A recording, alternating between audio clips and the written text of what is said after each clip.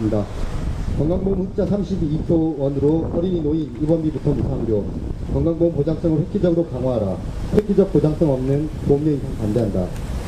올해 말까지 건강보험 누적 흑자가 20조 원에 이를 전망이다.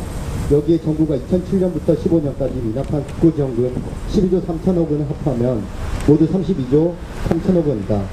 경제위기로 구조조정에 쓸 돈을 마련해야 할 박근혜 정부가 군침을 흘릴 만한 점이다. 그러나 박근혜 정부는 건강보험 흑자가 쌓여온 지난 몇 년간 건강보험 부담성을 강화한 데에는 관심이 없었다.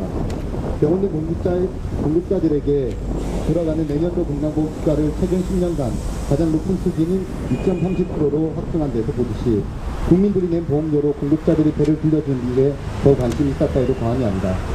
오늘 건전실에서는 건강보험 보장성 강화안과 내년도 보험료를 결정한다.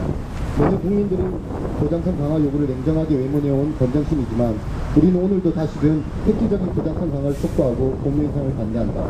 하나, 건강보험 흑자 32조 3천억 원으로 어린이 노인 입원비부터 무상의료를 당장 실시해야 한다.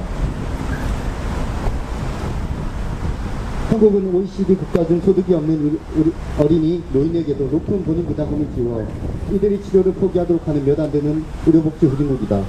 우리는 이미 지난해 누적 흑자가 17조 원 수준일 때 즉시 가능한 보장성 강화를 요구한 바 있다. 우선 한 해 2조 7천억 원 수준으로 어린이들은 비보험 치료까지 포함하여 무상의료를 누릴 수 있다. 또한 민간보험료의 천국인 미국에서도 만 65세 노인들은 국가에서 보장하는 의료제도가 있고 본인 부담금이 거의 없다. 또한 한국은 건강보험 보장률이 간병비, 민간보험료를 제외하고도 고작 60% 수준인데 이는 법정 본인 부담금이 높은 것이 한몫한다. 1년에 3조 원만 쓰면 급여 입원 치료비를 전에 무료할 수 있다. 여기에 17조 원의 이자 수익만 연간 6천억 정도가 된다. 6천억 원으로 진조령과 같은 공공의료기관을 4개 내지 5개를 건립할 수 있다.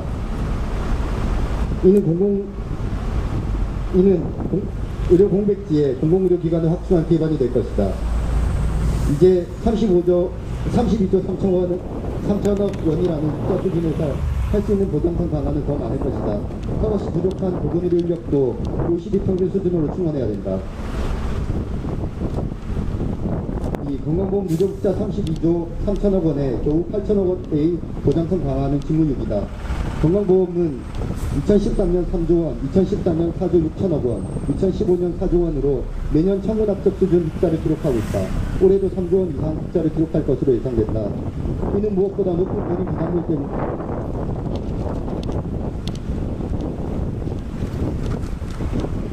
경제위기 가처분 소득이 줄어든 서민들이 어쩔 수 없이 병원 이용을 줄인 것 때문이다. 따라서 제대로 된 정부라면 이미 2014년부터 흑자분을 보장성 강화에 전액 사용하여 국민들의 의료비 부담을 경감시켜야 했다.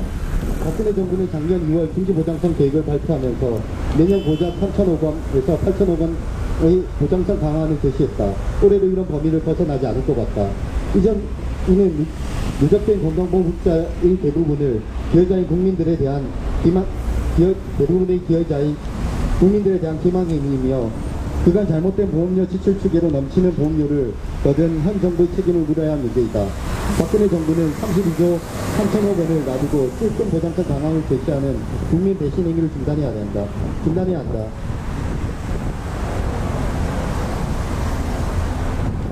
3. 획기적 보장성 강화 없이 보험료 인상하지 말라. 최근 5년간의 누적 흑자 인진에도 정부는 매년 보험료를 올려왔다. 2013년 1.6%, 2014년 1.7%, 2015년 2.35%, 2016년 0.9%로 낮은 수치로 보이지만 경제위기로 소득이 늘지 않거나 줄어드는 상황을 고려하면 이 정도 보험료 인상도 서민들에게는 커다란 부담이다. 특히 이렇게 보험료율까지 올리면서 정부는 보장성 강화는 전혀 관심이 없었다. 지난해 건보재정 수입 증가율은 7.4%인 반면 지출 증가율은 5.7%에 그쳤다. 건보 보장률도 2009년 65%에서 2011년 63%, 2013년 61% 매년 뒷걸음질 치고 있다. 그럼에도 매년 연간 누적 흑자에도 터무시 모자라는 보장성 강화안을 내놓으면서 보험료까지 인상하는 것은 염치 없는 짓이다. 게다가 정부는 국민들은 매년 명목소득의 증가를 다음 년도 올해 꼬박꼬박 사후 경상까지 했다며 받아가면서 정부 자신은 2007년 이래로 12조 3천억 원의 국고 지원액을 내지 않기 위해 사후정산을 하지 않았다. 그간 누적 흑자를 사용하지 않은 것이 누적 인업금의 납부를 회피하기 위한 것인지 아닌지 의심하는 것도 이상한 일은 아니다.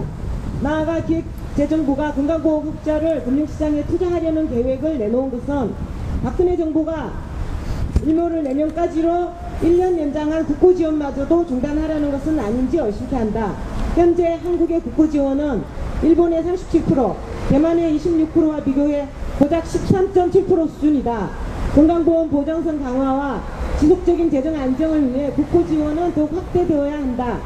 건강보험이 그동안 국민들의 의료복지 요구를 충족시키지 못한 데에는 건정심의 책임이 크다. 건강보험이 철저히 가입자 입장을 대변해야 함에도 불구하고 건강보험의 정책을 심의 결정하는 건정심의 구조는 전혀 가입자 중심이 아니다.